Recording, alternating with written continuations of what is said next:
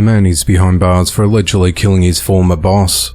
At just before 7 a.m. on the 14th of July 2025, authorities responded to a 911 call reporting a woman being attacked at a gas station in Arden, North Carolina.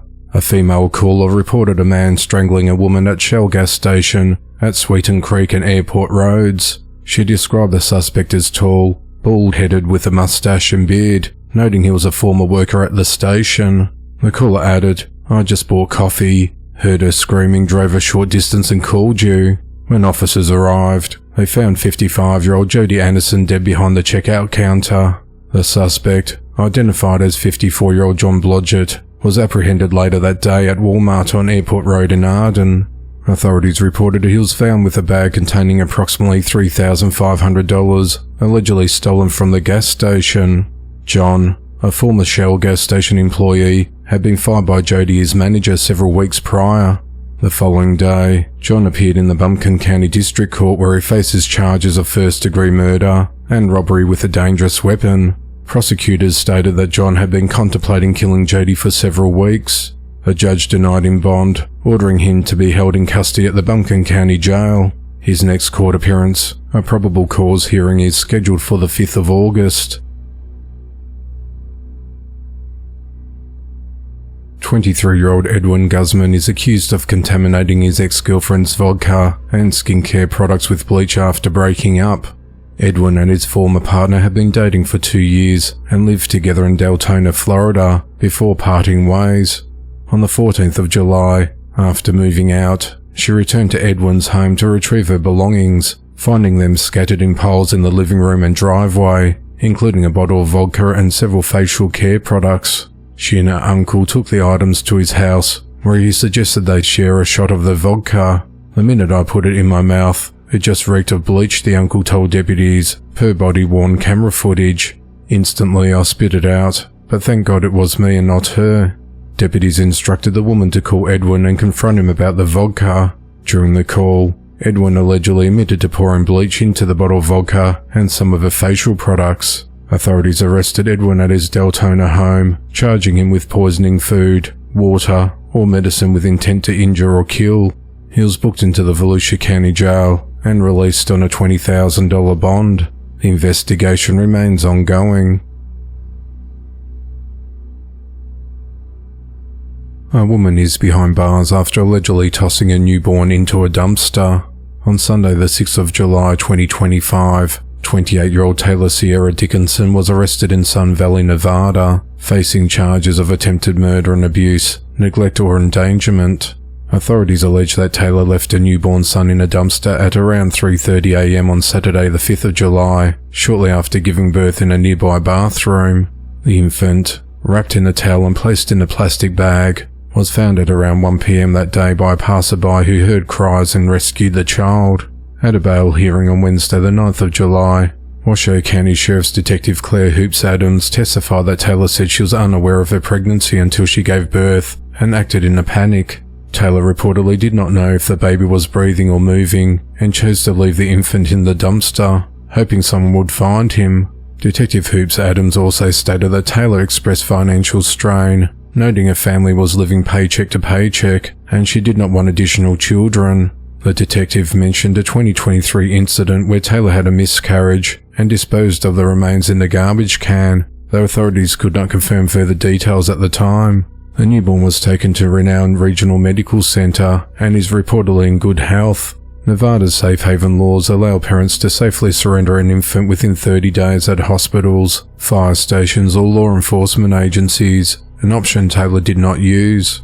Taylour is held at the Washoe County Jail on a $1 million cash-only bail, with conditions including no contact with children, no possession of drugs, alcohol or firearms, and GPS monitoring if released.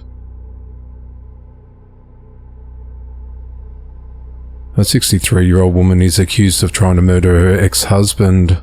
On the 30th of May 2025, Pamela Stanley of Coleman, Texas drove several hours to a motel parking lot off Interstate 20 in Weatherford, Parker County, Texas, to buy what she believed was powdered fentanyl. Her plan was to inject a box of high-end chocolates with the drug and mail it to her ex-husband Jeffrey Korth, disguised as a congratulatory gift for his recent engagement. complete with a fake honeymoon offer from a non-existent travel agency. The Parker County Sheriff's Special Crimes Unit had been tipped off by an acquaintance Pamela had confided in about her need for fentanyl.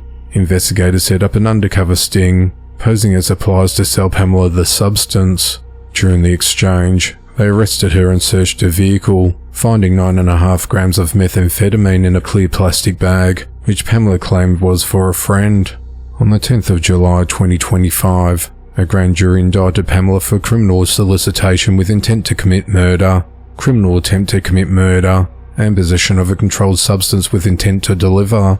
District Attorney Jeff Swain noted the investigation's proactive nature, as it thwarted Pamela's plan before any harm was done. Evidence included recorded conversations where Pamela detailed her plot to poison her ex-husband. Jeffrey previously installed floodlights and surveillance cameras at his home due to Pamela's threatening texts post-divorce. Pamela remains in custody with bond set at $450,000. 30-year-old Jarve Toms-Dixon is behind bars, accused of fatally assaulting 30-year-old Shaniqua Kinnard. At around 8 a.m. on the 11th of July 2025, Shaniqua was found dead in her apartment along the 13,000 block of South Dr. Martin Luther King Drive in Riverdale, Illinois by her 7-year-old son, who discovered her unresponsive and bleeding from her mouth on the bathroom floor.